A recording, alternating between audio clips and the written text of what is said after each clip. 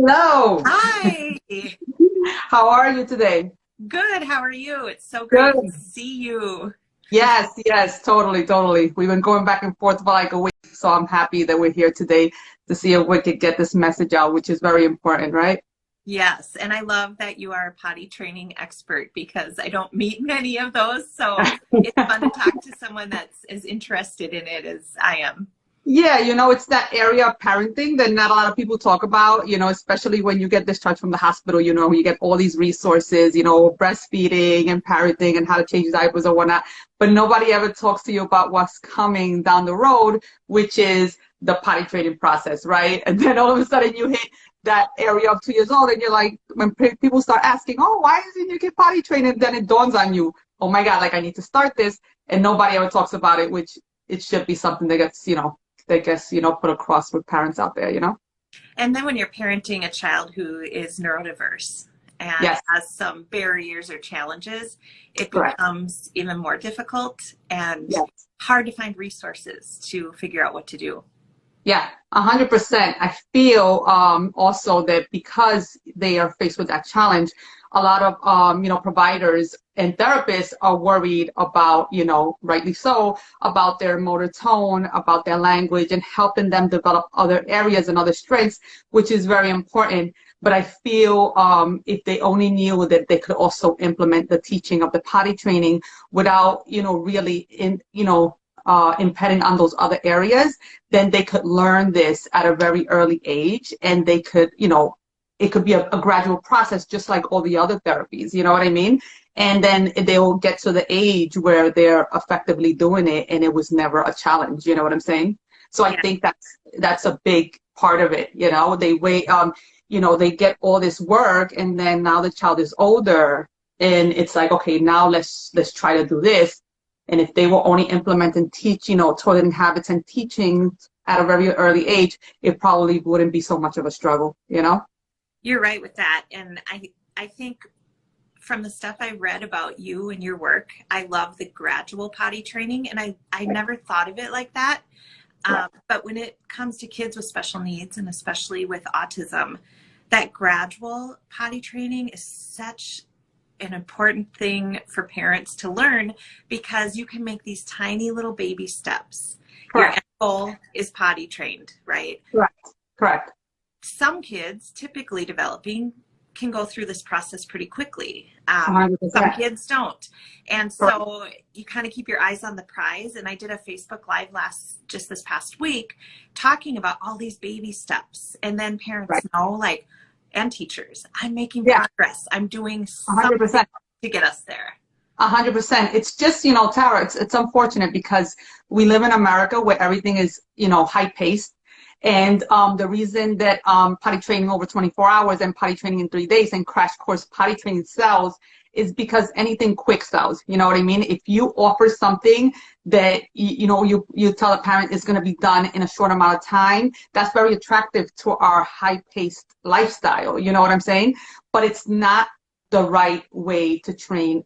This is typical and neuroatypical and typical. Children in general shouldn't be like crash course like that. You know what I'm saying? So the way I teach parents, it's all inclusive. It's, children on the autistic spectrum, children with learning disabilities, children who don't speak, children who are completely, neurotypical, they kind of fit all into the way I teach my program, which is kind of neat. And it's, it's very gratifying to see that, because this is what gets done in most of other countries. It's a gradual thing. It's something that parents know and learn from their, downline, that this is gotta be, children have to be gradually trained over time and not crushed, over a Yeah. weekend. Then you have this stressed out parent, you have a stressed out child that just doesn't really work, it doesn't really work out. So, it's just unfortunate.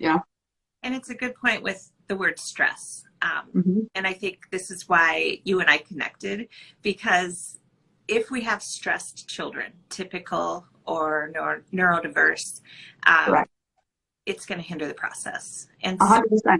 kids that are on the spectrum or autistic, neurodiverse, they have a unique set of challenges that can increase that stress level. So it could be sensory issues like the toilet flushing. It could be not being able to sense that they have to go. It could be Right. the language, not being able to communicate with you that they have to go to the bathroom. Right. So there's Correct. all these things, and we know that kids with autism learn best through visuals. And Yes. so that's what we'll talk about today, and how you can help using those visuals. Yes, I downloaded your stuff, which is pretty neat. I like the one with the toy, again, so for parents listening out there, it's very important for children who are neurodiverse to really see, you know what I mean? See what's going on and kind of understand it on that level. And Tara has these pretty neat pictures, with like poop in the toilet. It's very important. I always tell parents that I'm working with that I have children who are neurodiverse. You have to tell these children, like, it has to be matter of fact. Like, if you show them a picture of an elephant on a toilet, they're probably going to take that literally. You know what I mean? There's this elephant that's sitting on the toilet. You know what I mean? So Right. It has to be real people. I even tell parents, take a picture of them on the toilet so that and print it out so you could show it to them, because it can't be fake stuff. They take things literally. You tell them something and it's what you're telling them. So I actually enjoy your stuff. I don't know. I printed out a few things. Do you have them? I have some stuff here too. Okay. So what you're talking Perfect. about is poop in the toilet. As a creator of resources for parents and teachers, I was looking for clip art specific for potty training, but it didn't break it down into all these steps that, like, you and I recognize as Right. process. And one of the things that was really hard to find was a picture of actual, like, yellow water in the toilet. That wasn't a real picture. That was disgusting. Right. Or poop in the toilet. So I had custom clip art made because this was so important to me. And so now we have a picture. Yes, that's the one I like. So you can tell them how to poop in the toilet and just show them, like, a picture of a toilet. Right. They're not usually going to make that connection. When you show them poop, like, oh, that's what I'm supposed to do. And the same thing with the peeing. You could see here, this is one of the custom clip art. Yes. So this boy is actually showing, I said, you have to show the pee going into the toilet and have the water in the toilet be yellow. So those were my requirements for that clip art. Yes, and it really works. I really enjoyed them. I was looking through them yesterday and they were pretty neat. And just how you break it down in your resources and those printouts, the process, I have to open the door, I have to go to the bathroom, I have to sit. You know what I mean? I think it's really important to give children that visual. Another thing that I tell parents, when they go on their diaper, on their pull-up or not, take their poop and flip it on the toilet and then sit them before you flush it, because flushing is also something that could get them scared. So before you flush it, sit them down, have them open up their legs and look in between their legs. You understand? So they could see the poop there and they could be like, oh, this has to, and another thing I tell them is this is going to slide out of your body. You know what I mean? So they could feel it's something not painful, something natural, that it could just slide out. And to practice that every single time, you know what I mean? Until they start making that connection, you know what I mean? Which is totally important. Then, Anna, so let's say I have a student where they can pee in the toilet. But I got a bunch of questions last week about, okay, my child is still going off and pooping secretly in the corner or something, or wait until the pull-ups back on. They wear underwear all day, no accidents. Once the pull-ups on, they poop. So you would allow them to poop there if they're not understanding to do it in the potty yet. But then once they're done, okay, let's go in the bathroom. That's correct. Sit down and maybe have them spread their legs apart and dump the poop in and say, okay, the poop goes in here, and then show the picture of the poop in the toilet. Show a picture. Give them that visual. And when children like that, actually, it's more of an anxiety thing. They're so used to, like, rigidly pooping in that manner. So imagine you're there 3 and 4 years pooping like this, standing up in the corner. If you think about us, anything that becomes a habit for us, it's really hard to break. I mean, even bad habits that we all have, think about how bad it is for us to break that. You know what I mean? And we understand that it's bad for us, that we could do better, yada, yada, right? But it takes a certain amount of commitment and skills for us to go through the change. children don't know any better, especially children who are neurodiverse. They think very differently. You know, they have different abilities that we have to kind of like work with them. So with that, I usually tell parents to not to worry about where they're pooping so much yet, but to get them out of that corner with their pull-up and into the bathroom. Like, tell them it's okay, you can keep pooping in your pull-up for now, and then we're going to sit you on the toilet, but go to the bathroom, because this is where we do all our private stuff. You understand? So when they see them go in the corner, they could just nudge them, let's go to the bathroom and do it. Even if they stand by the corner of the door in the bathroom, that's some progress. Standing up inside the bathroom or in the corner of the bathroom is better than standing up in the corner of your bedroom. You know what I'm saying? So those baby steps need to be formulated. You can't just grab them and say, no, this is not where you poop, pull down their pants, throw them on the potty. They're going to tighten up. It's never going to happen. They're probably going to cry, catch a fit. And it's not beneficial to the child. It's not beneficial to the parents. You know, and now you have two people who are stressed out over the process, you know? So just doing those increments of like facilitating where this process is supposed to go. You know what I mean? Yeah. That's how it needs to do. And I love talking about those increments, because I know we fast forwarded way ahead to pooping, because that's usually Right. Our favorite topic, poop. It's so funny. Oh my God. About poop everything with so many people, because oh my God, seriously. It's everything, right? For yes. to work with. So if we backed it up to like, I was telling in my Facebook Live last week, and I have resources for, like, at first, some kids just need to get used to being in the bathroom because they're so anxious, or right. sitting on the toilet, not Correct. sitting on the toilet for long periods, but okay, you know, here's a picture. Show them the picture every time Correct. they start linking this with the bathroom. Even if they're not able to just give it to you on their own. So Correct. then we're going to go in the bathroom, and then I say, sit on the toilet for 1, 2, 3, done. Correct. We Correct. don't make them pull up their pants by themselves if that's an app. No, because a lot of them have motor tone issues. You know, like you know, baby step at a time. So it might be just entering the bathroom, 1, 2, 3, done. We're not even going to wash hands yet. I mean, correct. Probably wouldn't be a need anyway. Exactly.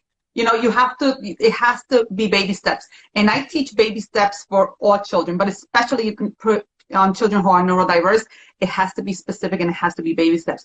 And the thing about it is, you know, unfortunately, like I said, in America, it's all fast learning. It has to be done right away. You know what I mean? I know parents who are trying to teach their children the ABCs at 6 months. This is real life. Like, they have the iPhone out or whatever it is, and they're trying to teach their children how to read, and the children can't even sit up yet. So, you know, that's that whole mentality of, you know, right now, and not knowing that, you know, if they just do it incrementally and do something every day. It's like, what have you done today to get your child more used to toileting habits?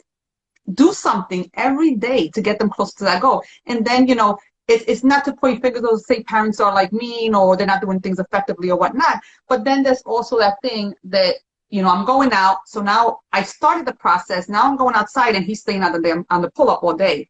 No, you know what I mean? Do something. Like, I know you're stopping to pee. Take your child. Take your child to the toilet where you're going and show them, even if it's once or twice. But the point is that you're doing something every single day to break that habit. You know what I mean? So that's totally important for parents to understand, you know? And the whole thing. Oh, go ahead. Go ahead. The whole thing, just to give you, to give credit to what you said, even if it's 3 seconds, even if it's 5 seconds, you know, I'll tell parents that, and then they'll be like, well, I sat them down for 5 seconds, but they didn't go. And I said, that's fine. That's fine. That's not our goal. Exactly. Our goal is to break their habit from pooping on themselves and peeing on themselves, right? Because that's what they're doing, to actually getting familiar with the toilet, what has to be done there, you know, and letting them open up. And that might take a couple of weeks. It might take a couple of months. But the point is that you're continuously making progress, you know? Yeah, I love that, because we know kids with autism are very much creatures of habit. They love their routine, and change is hard. And so just by introducing sitting on the toilet for 3 seconds, that's a change.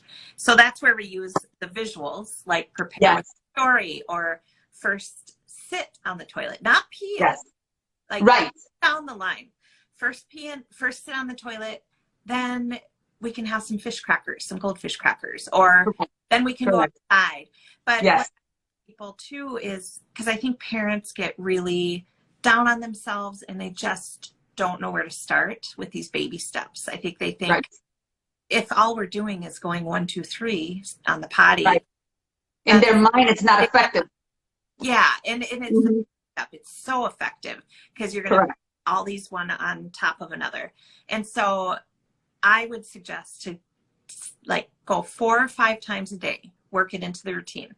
That's right. Wake up after we eat, we go sit on the potty for the count of 3. That's right. Bedtime, you know, those times, even if they're not all near peeing in the potty, go sit. Right. And then you'll have that instinct as a parent, like, okay, now they're sitting totally fine for 3. Let's do 5 seconds. Correct. 10, maybe sit for a song. Correct. Correct. Yeah, I totally think because if it's, so when it's the process of having them feel comfortable sitting, 100%, do a song, bring a book, do all this activity that you want, that you know is going to help your child sit. Now, when your child starts transitioning to pooping and peeing, actually defecating, you understand, when they actually start doing it, then that's your moment to step out. You know what I mean? Because we need a moment to open up that sphincter. We need that. Like, have you ever been in the toilet and somebody's yapping away? We can't go. You know what I mean? So for some, you know, it's like we forget that our children are like us. So I have parents who are sitting in front of their child and they're like, come on, pee, you can do it. They're never going to pee. They are never going to pee if you're in their face. You know what I mean? I find that sensory piece too, because we get so excited and we want to give that break. But the bathroom is usually, like, especially at school, kind of echoey. And so even, let's say they did pee, sometimes I check myself knowing that student and be like, I can't go, yay! Because I may have just stopped ever doing it again. That's correct. That's correct. Because then they'll get all like, oh my God, like, what did I do? Is this crazy? You know, I told, you know, and there's this different area with also with children with learning disabilities, you know.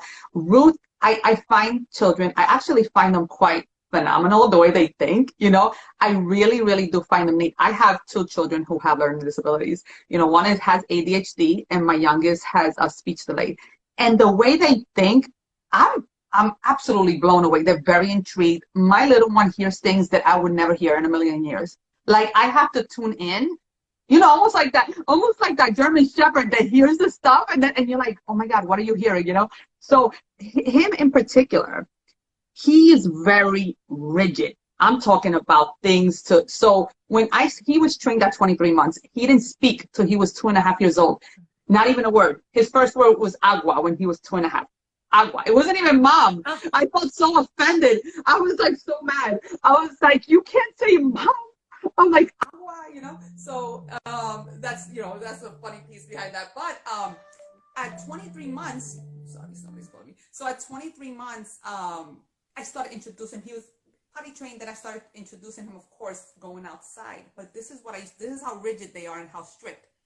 Every time I would go to a building, and I would introduce him to it because I wanted him to learn that wherever he went, he was always safe and there was always a safe place for him to pee and poop, right?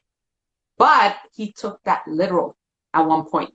I was doing it too much. So he took it literal. He in his mind, every time we enter a building, whether I have to go or not, we must sit in that potty, you know? And then it was like breaking that habit, you know what I mean? Because I was like, oh my God. And then I realized, I said, oh my God, it's like he's making that connection. Every time I go, I must sit. So they are so good with routine that if the parent understood that and they know that about their child because they're very rigid, they would just put them on a schedule, you know, like 4 times, 5 times the way you're saying, put them on that rigid schedule. And it just works so well with the parents and children that if you focus on that, that would be, you know, fantastic, you know? Yeah. And starting, like you said, with more of that schedule and then later down the line, working in flexibility. You know? He's 4 now, and I tell you, Tara, I don't know when he pees and poops. I have no idea. I have no idea when he goes to the bathroom. That's how independent he is. And remember, he didn't speak till he was 2.5, and he was very rigid. That's how we started. But if you don't start, you'll never finish. You have to start doing increments, and your children, that's how they learn gradually. So you have to start somewhere, you know? I think for me, just looking at autistic children, the place I would start is entering the bathroom and doing the 1, 2, 3, and you know, up to 10 or whatever, and doing that along with like a visual support. So this is might be backwards, I don't know. Yeah, I love it. And by the way, parents should know that you have that in all types of different cultures, which is kind of cute. Yeah. Parents should know that. Yes, yes, they should know that. You even have, I think, Hispanic baby in there, like an Indian baby. That's pretty cool, Tara. I like that. Yeah. Sometimes I'm limited by the clip art that's out there, but I'm always trying to find more so that kids can look at the pictures and see someone that looks like them. Yes, that's so important for sure. 100%. Yeah. Like, and I have some of these, like these visuals. I don't know if we're able to post a link, but I have for free. So like this one you can download for free just to get started. Awesome, awesome, awesome. You should tell people the website so that they can jot it down. It's www.autismlittlelearners.com. So if you will go in the search and look up toileting or potty, you should come across all the freebies as well as other resources. Now, what do you think, Anna, about wearing underwear? Because sometimes my students will get so in that rigidity of this is where they become potty trained, like at school, but not at home, because we'll put them in underwear at school when they're ready, when we think it's time, like they're holding and not peeing for long periods of time, stuff like that. So we'll say, just send underwear. It's easier for us to start at school. We'll start it here. And then if it's working, then you can try it at home. So some kids, we just switch out. Might have to do a social story about switching to underwear. Some kids, just to, even if they're nowhere near potty training yet, sometimes putting the underwear over the pull-up just gets them in the routine of like wearing underwear so that later you don't have that hurdle to cross. Yes, you can do that. That's a good trick to do. The other trick that I like to tell parents to do is to, especially because children with sensory issues, is to show them about wet and dry.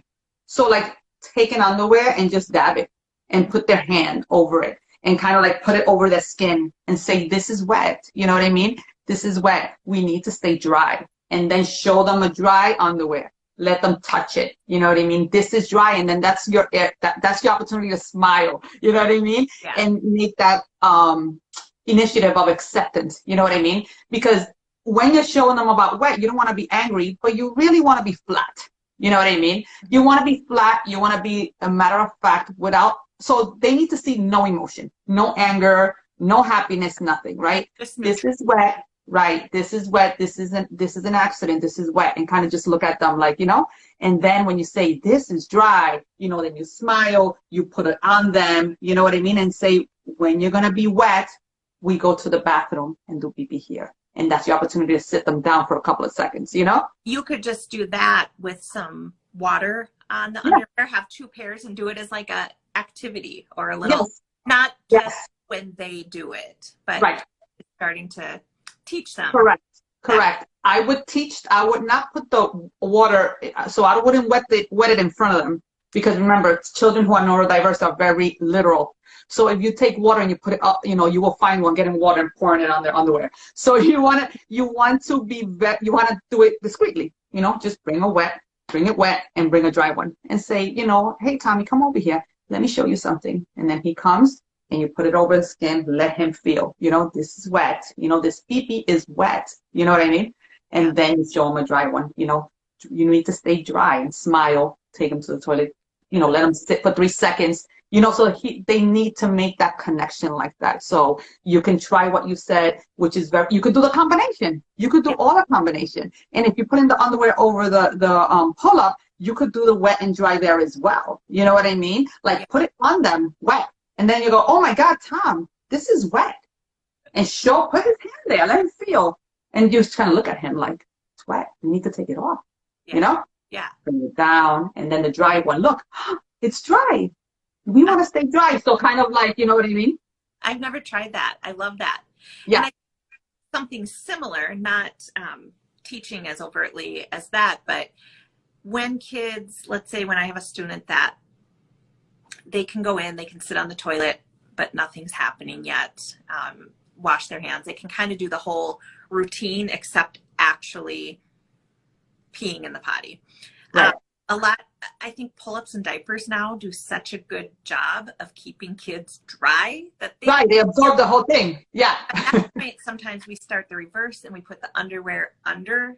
Correct. Pull-up. Perfect. So start to feel it. That's right, because that's very important. Comfortable all the time. Some yes, it will work with. Some maybe. Yeah, and then you could put their hand in, let them touch it too.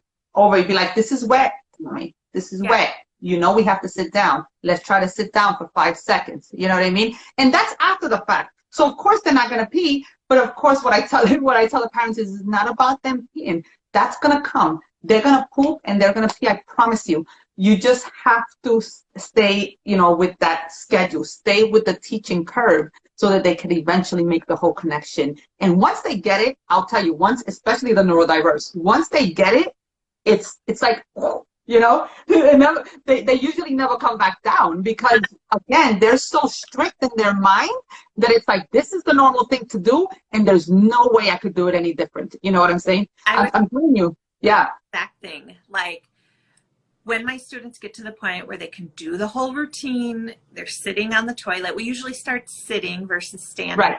Easier for them to control where everything's going and stuff. Yes. But when they're at the point where they're doing everything except peeing in the potty, I think that's where I kind of go, we just need it to happen once or twice and we're set. They're going to have it. That's usually it with them. I swear. It's actually neat to see. Oh, that's what I was supposed to do. Right. A lot of times when they're sitting on the potty, they think they're peeing. They think they're doing what we want them to do. And it takes a couple times. And then, so as the nurse, I know some of these strategies, but what are the things that you would recommend to fill the bladder at that time where you would normally bring them so that you have a higher chance of success? So I'm not a fan of drowning them in fluid, but I do it. So again, it's all individual. If I have a parent who's telling me, you know, he's going 8 hours without peeing, now I know that kid needs extra fluid. You know what I'm saying? But if she's telling me that he's peeing every 2 hours, but it's just when you sit him, he doesn't pee, then that's different. You know what I mean? He has a full bladder or she has a full bladder. He's just being resistant because he hasn't made that connection yet. Yeah. And I also have parents look at the urine.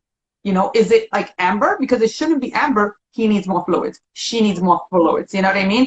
Pee should be the color of like very light, like almost yellow tinged water. You know, that means the kid is well hydrated, you know? So I also have them look at the pee, like, what does that toilet bowl look like? Is it like, you know, the color of like orange, you know, like, you know? So then I say, okay, we need to, so it's very, when it comes to fluids, I really take it in the individual case.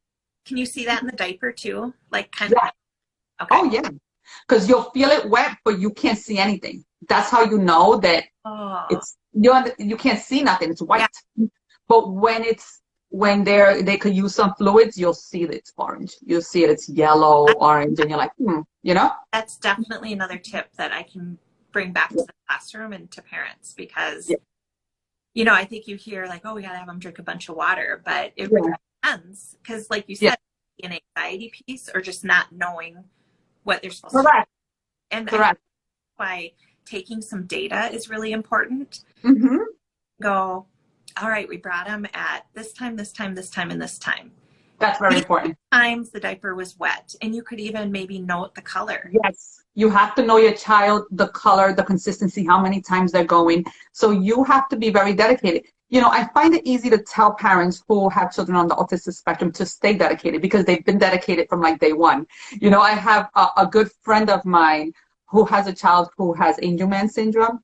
And, you know, she said to me one time that it kind of made us laugh. You know, she was like, you know, one of the things that I mourn about this is that I could never be a lazy mother, you know, and it's parents who have children who are on the spectrum they could never be, or other learning disability, they could never be that lazy mother. And not to say lazy mothers, she meant like, being on the couch, kind of taking a day off, not really doing much. You always have to be on. Yes. You have to be on. So I think once we get to that parent's mind and say, okay, with potty training, you have to be on, not aggressive, but you have to be on. You know what I mean? So these are like, the schedule is great, knowing how often they're peeing, knowing what they're eating. Or the other piece about children on the autistic spectrum, that they suffer from a lot of constipation. And I think it's mainly from their diet. You know what I'm saying? Because a lot of them are picky eaters or whatnot.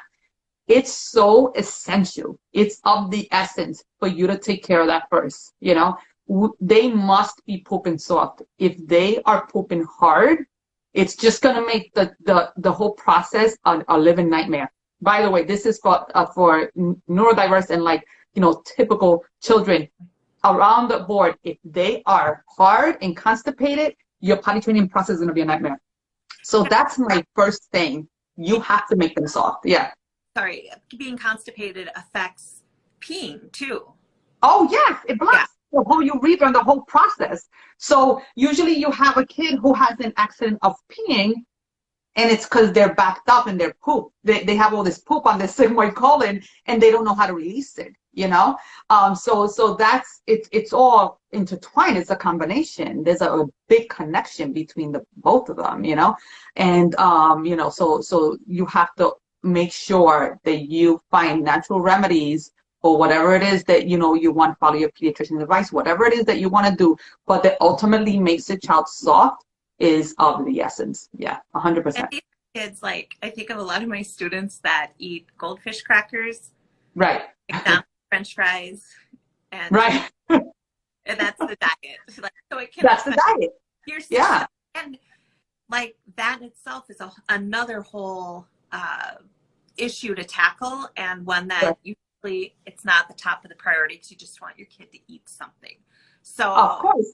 That's at the top of all us mothers. We just want them to eat, So, but getting them soft is really, really important when you're starting the process of toileting habit. That's really of the essence. That's so important for sure. Find the way. There's got to be a way. You have to tweak it until it's softer. You know what I mean? So that would be would they talk to their doctor or nurse about something like that and how to do it, or? So we have those parents. We have two types of parents, right? The one who will seek advice for the medical professional, which there's nothing wrong with that, But usually they're gonna do medical, Miralax, suppositories, enemas. That's gonna be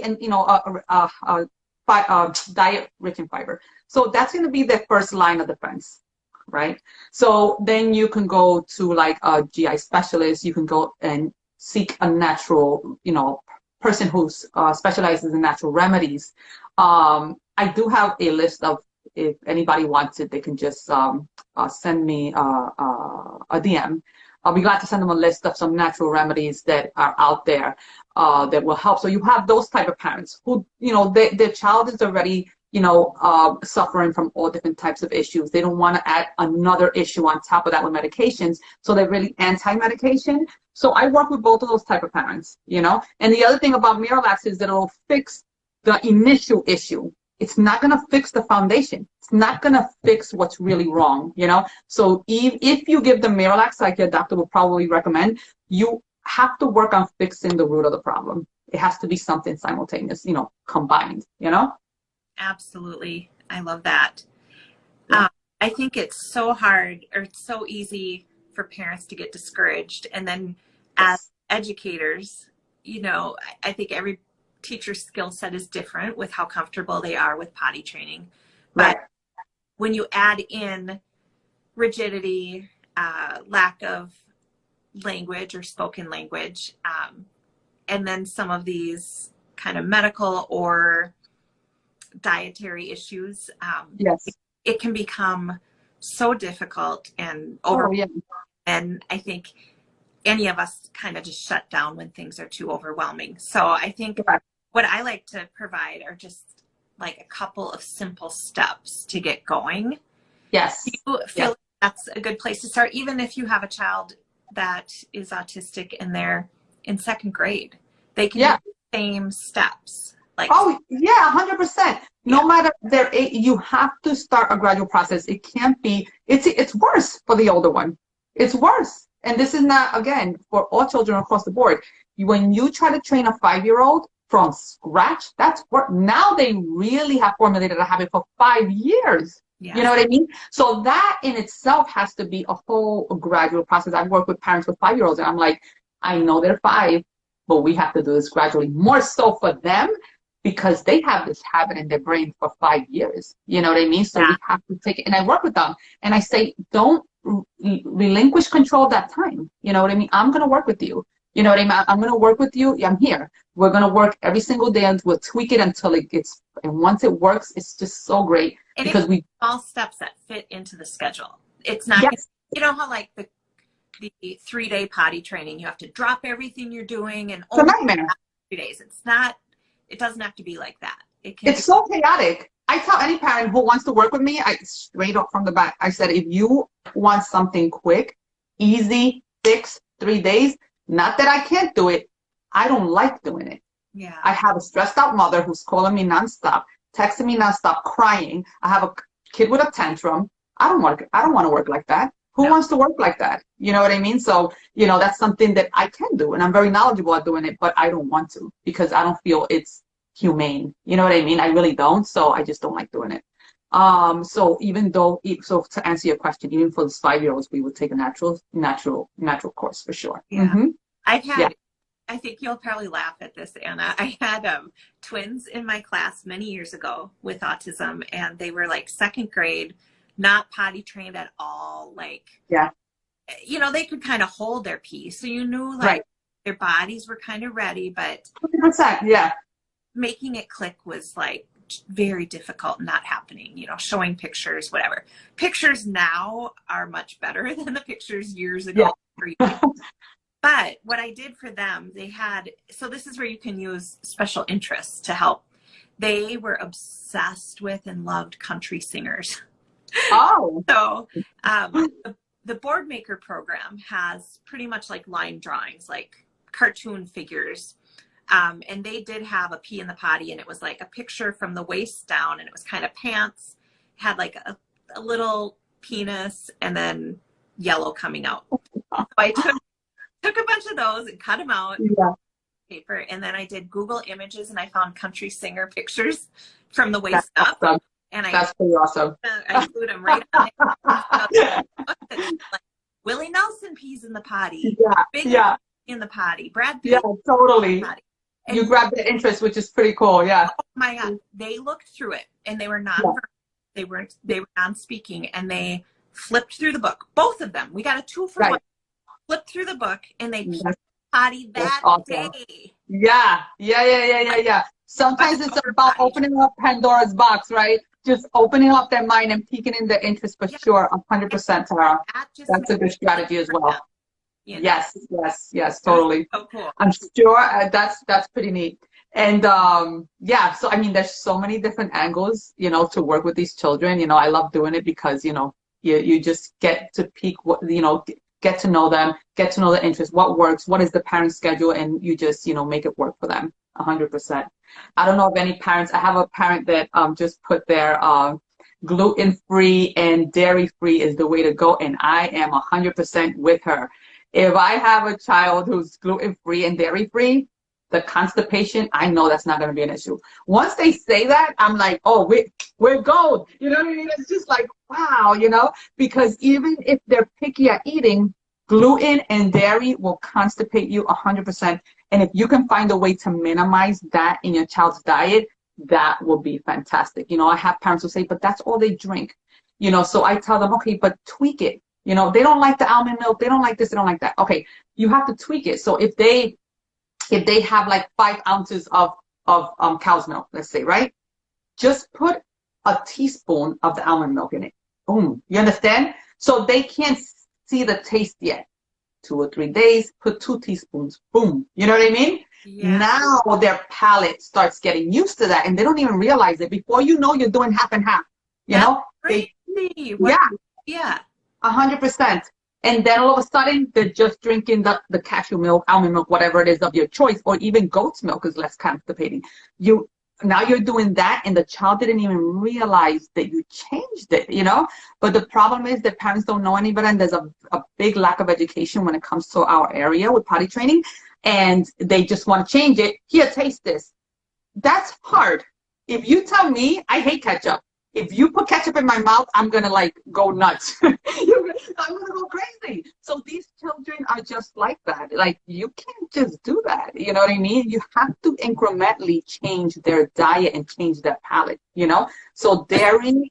With potty training. Like, What happened? Just like we're doing with potty training, the That's it. baby steps. That's right. Little by little. And then all these skills will add up. And correct. All of a sudden you're at the point where you're like, all right, now we're just waiting for the pee to come out. That's right. Or you're doing pee and like the last thing you have to tackle is poop. Yes. Or poop at night, or, you know, that kind of stuff. Correct. And going back to the, once they're comfortable sitting in that routine, but they're not peeing yet, it's so important to like step out, you know, now they're peeing calmly. You don't have to, you know, be so, because some children want you to stay around. They feel comfortable with you around.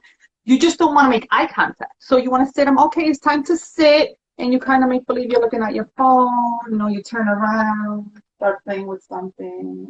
You know, and let them think so that they can pee, you know? I also had several students that will say, go. Mm-hmm. Right. Like leave. Yeah. And we're like, okay, I'll crack the door so we can kind of. Yes. Going okay. 100%. You know what I mean? That privacy, so that they could think, so that sphincter could open up, and that whole connection is so important. They want you to stay fine. Just don't stay in their face. You know what I'm saying? Like, don't make eye contact and stare right at correct. I tell parents, this is a good time to use your cell phone. Yeah. I tell them, turn around, take out your cell phone, start scrolling, you know what I mean? And let them do what they need to do, you know? Yeah. Which is pretty neat. Let's see if we have some questions in the audience. If anybody has some questions, please put in. Me and Tara here to help you guys out. And let me go, let's see if there's any questions here. The best natural remedy, got that. That's pretty awesome. Anybody have any questions for us? Any issues that they might be dealing with their child? Please throw them in. We will be glad to help you guys out and try to troubleshoot the situation right here. I don't know. Can you look on your end? Because there's a lot of waves here, but I don't see a particular question. I have Janet. Yeah, gluten-free with that. Yeah, we got that. I guess, unless a specific question. Oh, someone said perfect age to start potty training. Oh, okay. It wasn't a question, but what do you feel like the perfect age to start potty training would be? So I just feel that, again, when your child is neurodiverse, even though you might be dealing with other issues, you know, they're not walking yet, you know, they're crawling, I would probably wait for whatever age it is, they're actually sitting upright and they have that motor tone ability and capability to sit upright and look at you and interact with you, even if it's just like, you know, giving you something back and forth, you know what I mean? But you know they're engaging with you, you know? If they are still not walking and not crawling and they're kind of like, they're getting a lot of therapy, you know what I mean, to help them get to that level, I would wait till they're at that level. They're at that level where they don't have to be walking, but they should be able to stand and they should be able to interact with you at some level, make eye contact with you. Once they're doing that, then I would start educating them. So a lot of parents get confused. They're like, oh, you start potty training now? No. You start introducing toileting habits through education, through pictures like the ones you have, through mirroring. Bring the child with you to the bathroom. Buy them that potty. Sit them on the potty next to you. You're sitting. Why can't they have their potty? You're sitting on yours. Let them sit on theirs. You know what I mean? Even if they don't go, that's not the point. The point is that the same way you're doing therapy to help them crawl and walk, that's the same way that you should approach potty training or have them effectively eliminate in the toilet, is to gradually introduce them at that pace, you know? Just simple things like that. You're in the bathroom, take them with you. You want to show them a book? Show them a book about toileting habits, about the toilet, about, potty training, whatnot. There's a million books out there. If you're showing them a video, okay, you want to show them a video about the ABC, great, knock yourself out. But also show them a video about toileting habits. There's so many of them out there. Mm-hmm. So I would start, we're doing this at a gradual pace anyway, because your child needs to be gradually taught. So I would just start introducing it as once they can stand firmly, they could look at you. And even, a lot of children who are on the autistic spectrum don't have that eye contact, but they're listening. Mm-hmm. They're listening. So even if you're looking at them and they're kind of like, not really making eye contact with you, they're listening. So once they're listening and that they could have a little bit of that receptive, of thought to them, then you start books, pictures, mirroring, when they go, show it to them, show them the poop on the diaper, and then ask them, where does this go, Tommy? Where do you think this goes? They might not be talking, but they might look at the toilet. Ah, yes, this goes here, I love that you're saying like that mirroring and then modeling some of those things, like not expecting them to answer you or like, say it, but like just showing some of the things that happen in the bathroom. And I think the other piece with young kids, especially young kids with autism, if you see signs that like the flushing and they're covering their ears and they have that, respect that and just take that 100% for now. So correct. Kids that I know that are like that, I'll reassure them, I'm not going to flush the toilet. And I will not flush it till they're gone. And of course, my bathroom at school has an automatic flusher. So we taped a Post-it. We put a post-it. Yes. Do not flush automatically. Do not flush. It's my progress that I'm making. Yes, 100%. 100%. That's something to keep in mind. You want me to read it for you? Yes, please. Should a child with autism start with a real potty or a smaller potty? It depends on how big they are. So if there are 5, I'm working with a mom right now who has a 5-year-old, and he's on the autistic spectrum, and he's 5. So we're introducing him to the toilet and he's a lone kid too, you know what I mean? So I'm like, you know what I mean? Like let's get him to the toilet. Plus, he's probably on the schedule of peeing 4 times a day. So that's perfect. The younger child is going to pee more often. So it depends. To answer that question, how what's their age? If they're 2, the potty. If they're 3, the potty. From like 4.5 and older, I would start with the toilet. Yeah, for sure. Another, just from the autism teacher perspective, another reason to start at 4 or 5, moving on to the bigger toilet, is that it's going to help with generalization. So if you only teach, now we think of our kids getting rigid with their routine. If you only teach the little potty and that's all they want to do, it may hinder them if they're at school or out in public. Correct. It's going to be scary to be on the big toilet. So like you said, start with the little, but keep like the end point in mind of all sorts of toilets. And we know that generalization can be difficult. So just kind of keep that in your brain and introduce both once they're comfortable. Correct. That's another thing. Introducing both is very important. Like there's nothing wrong with that. If they're smaller, the potty, but have it next to the toilet. You know what I mean? And just sit them there every once in a while. They don't have to go, but just so they could get used to that transition, And that's one of the big tips I gave last week is like build that into their routine, even if they're not even near going pee yet, because it's one thing checked off your list as they get closer to like actually peeing in the potty.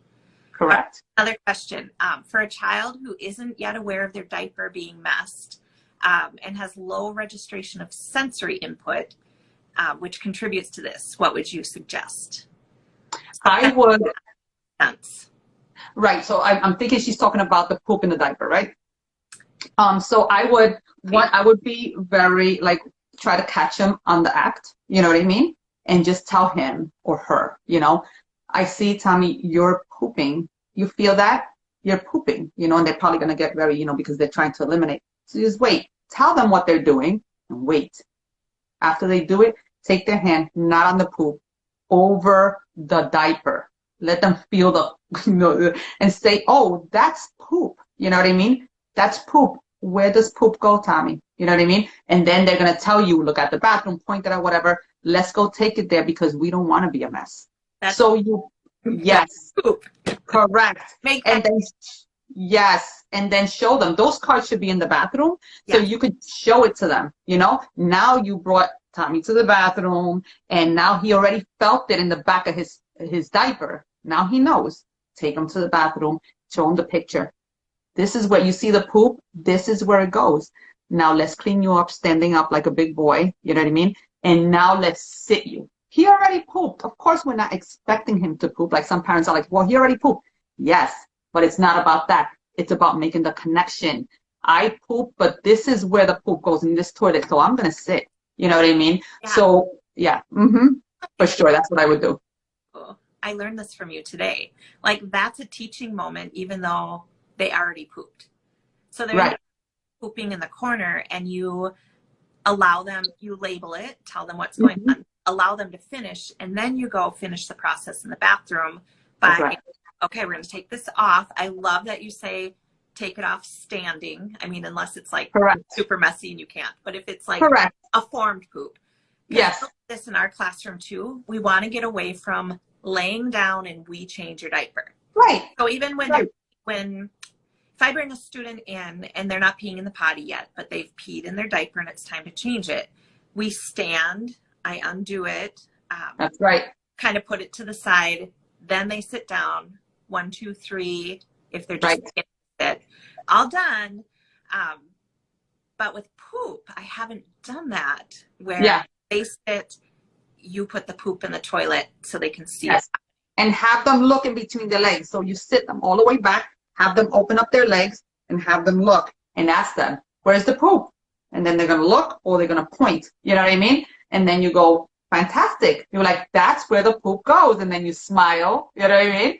And then of course, before that, backing up, again, when he poops, don't be angry, but just very straightforward. Tell me your body is pooping, and kind of look at them, let them finish, because they're like this now, right? So let them finish, and then take their hand and say, touch, you see this? This is not where the poop belongs. Where does the poop belong? Let them answer you. They're not talking. They'll look at it. They'll look at the toilet and go, flip, sit them, let them see. They have to make that connection. Then you have to do that. You have to do that every single time. It can't be one day that you're having, it's a party over, or you're going out, your sister's house, and all of a sudden Tommy's in the pull-up all day. That's messed up. The kid is like trying to learn, and you're facilitating that, and you're putting all your energy into that. So you have to practice that over there as well. So during the day, do this process. And it's probably only going to be a couple times. That's it. Not like you're doing this every 5 minutes. Correct. It's like us learning a new habit. Like if we do it intermittently, it's not going to stick. So no way. No way. Yes. And to see if there's any more questions. All right. I don't see any. I love that. That's something I'm going to take away and implement in my classroom. Yes, 100%. And that has to be done when you're going outside. Continue to. And then another thing that I tell parents is like, when they say, oh my God, I have to do this every time. I said, but you're changing their diaper 4 and 5 times a day. You're doing that anyway. Anyway, you're doing it. You know what I'm saying? It's going to be so gratifying. It's so gratifying for the parent, for me, and for the whole unit when they're successful, when they start doing it. Everybody's so happy. It's so worth it. You know what I mean? That to put in that time is going to be like gold to you. You just have to put it in, and you're doing it anyway. I open up the mind. I'm like, you're doing that. You're dealing with that mess. You know what I'm saying? You're dealing with the diapers. So dealing with this transition shouldn't be that hard, And what do you think? I know we're like coming up on an hour here. Yeah. We can talk about this forever. Like, I swear I could talk about this all day. I know. Oh my God. We'll have to do another one where. Yes. I mean, yes, totally. But I can bring you over on mine and interview you. Yeah, this seems cool. I feel like right now I have a student, and the mama is, I think, really discouraged. He's going to go to kindergarten, and he just has no awareness or interest. And I think for someone that's like just starting out, no matter if their child's 4 or 7 or 9, I would really start with like you said, that familiarity with the bathroom, like going in there and then maybe practicing sitting on the toilet, or mirroring where they can kind of see what is going on in there. And then, as we talked about this more, when they're 4 or over, I would really have them stand to do taking off the wet diaper. And yes. You wipe if you need to, but then, and then put the pull up back on, or the correct. And then I think catching them pooping, let them poop, come back to the bathroom, and then dumping the poop in. Yeah. But make them aware of what they're doing. Like, even if it's that one sentence that you look them in the eye and say, Tommy, you are pooping. You see your body, you're pooping, and they're going to look at you like, you know, but say it so they can understand this, what I'm doing, she's telling me that I'm pooping, you know, and then it'll come a time that right before he poops, you'll be like, pooping. You know what I mean? Yeah. And then you're like, oh, you know what I'm saying? Even that little thing is progress, you know? Yes. Where this was going. So every time we're going to go to the bathroom, I'm going to show this. And I even, you can print a bunch of them. And if you have a cup, pretend this is a cup, I'll tape one, you can tape one on here. And for those kids that really love routine, you show them, okay, we're going to go sit on the potty. And they go in, they take this, and they put it in that cup. So perfect. It gets them to the location. Oh, perfect. I got to put this in the cup because that's what when my mother gives this to me. Yeah. Get them. Because it'll be a routine. It'll be something that they have to do. Yeah. Yep. They're just, routine is everything. Yes, so, indeed. I think those are the 3 big things to get started. Like using the picture and going in the bathroom, standing up, and making them aware of their body. That's super important. Making them aware of what's happening, you know? Yes. And those are simple things because, like you said, they're the parents bringing them in the bathroom to change them for poop and pee anyway. So the only thing you're adding are some visual supports to show them and point out. Correct. Changing standing instead of laying. Correct. So those simple ways to start. And you might bring them into the bathroom 4 times a day or 5 times, whatever you set as your instead of just when they reactive when they are wet. 100%. There's a million ways to skin the cat. Like the people, you know, you just have to be consistent, find what works, find what's your child is interested in, show them about their body, and continue teaching them toileting habits without putting in your head that it has to be fast, that they have to go right away. Just continue on your journey, and your child will be independent. They will, just like his or her peers, 100%. Baby steps. Yes. Well, anyway, if we don't have any more questions, it's been such a pleasure to speak to you, Tara. We're going to touch base because I feel like we are good together. And if nobody has any more questions, then I'm going to post this up on IGTV. So if anybody wants to go back and listen to the whole thing or share it to anybody who, you know, would benefit from it, then that would be fantastic. I can be reached here on IG. You can see my work at elpotty.com. And then Tara, tell them your information so that they can get your resources. Instagram and Facebook, Autism Little Learners, and then autismlittlelearners.com for a website. Thank you. Perfect. Thank you so much, Tara. We'll be in touch.